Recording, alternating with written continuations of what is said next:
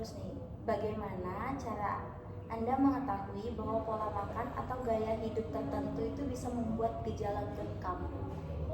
Kalau cara saya mengetahui pola makan atau gaya hidup tertentu itu, tentunya saya nggak tahu asal tahu ya. Saya itu tahunya dari dokter saya. Kalau Mbak makan ini, tolong makan pedas, asam, itu tolong dikurangi. Mbak kalau punya itu nggak boleh seperti itu. Berarti dari dokter. Iya. Ada kayak sumber-sumber lain nggak, misalnya tahu dari teman, keluarga, atau sosial media gitu, kakak cari tahu juga nggak?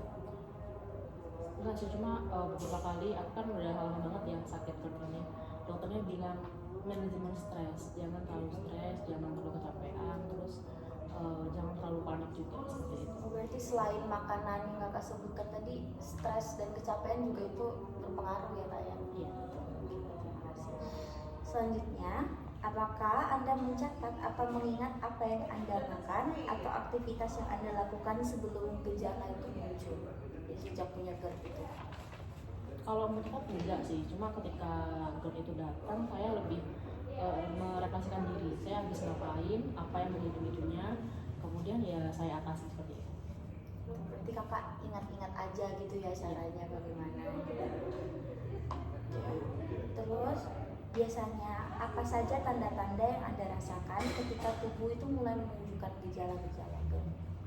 Yang pertama pasti mual, terus kemudian sendawa, terus kemudian buang angin itu sering banget, terus perutnya kembung, terus perutnya kayak mules yang sakit banget, kemudian nyeri ulu hati, pusing, kemudian yang paling parah itu dadanya terasa panas seperti terbakar. Kalau udah dada terasa panas seperti itu sampai sesak nafas juga gitu ya? Iya, apalagi saya ada asma juga. Berarti kalau kayak gitu jadinya kakak lebih ini ya, asmanya juga, GERD-nya juga bisa memicu asma juga gitu. Jadi dengan begitu asma dan GERD jadi berhubungan gitu lah ya kak? Secara nggak langsung emang asma dan GERD itu tidak ada hubungannya, cuma ketika asma kambuh itu sangat memungkinkan untuk GERD kambuh. Kemudian kalau GERD-nya kambuh, asma juga kambuh, jadi kayak saling berhubungan seperti itu. Apalagi kan faktor pemicunya yang berbeda-beda. Tadi kakak bilang ada kayak buang angin, itu maksudnya buang angin dari atas atau dari bawah ya? Bawah. Oh, bisa sampai bawah juga ya kak? Selanjutnya, apakah ada situasi atau tempat tertentu yang membuat gejala GERD ini jadi lebih sering muncul? Kalau situasi mungkin ketika situasi tidak mengenakan ya, mungkin panik atau ada masalah di lingkungan seperti itu. Jadi kalau kayak tempat gitu misalnya, karena di tempat itu kakak mencium sesuatu, jadi kakak jadi muncul GERD-nya juga, gitu bisa ada nggak mungkin? Kalau tempat terus mencium satu tuh enggak ada. Biasanya tuh orang-orang GERD itu kalau nyium rokok dia lebih sensitif gitu ya?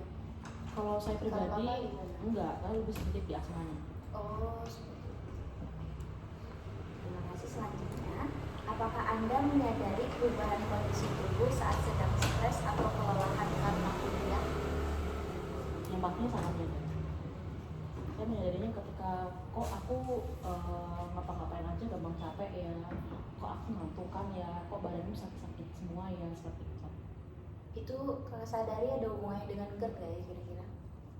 Lebih ke stresnya sih, soalnya kan stres juga memicu GERD seperti itu. Emang kegiatan seperti apa kak yang dikuliahin sampai buat kakak stres? Kalau bicara soal kegiatan pastinya tugas ya, tugas ini apalagi akhir semester yang numpuk ini, terus kemudian deadline yang tiba-tiba udah dekat, tugasnya terlalu banyak juga, itu kayak mungkin karena manajemen diri juga yang kurang, jadi memicu GERD seperti itu. Berarti karena stresnya gitu ya kak? Iya. Sampai telat makan gitu nggak kak? Kalau telat sih, kadang telat, kadang juga makannya dengan porsi yang over. Berarti porsi over itu bisa memicu GERD juga? Iya, karena kalau GERD itu makan terlalu dikit itu nggak boleh, makan terlalu banyak juga nggak boleh, jadi harus makan dengan porsi yang sedikit, cukup dan sering. Seringnya tuh gimana tuh kak maksudnya? Kalau saya pribadi disarankan dokter saya itu makan dalam porsi kecil, kayak beberapa sendok itu setiap 4 jam sekali. Kemudian nyemil ringan, makan nggak terlalu berminyak, nggak terlalu pedas seperti itu.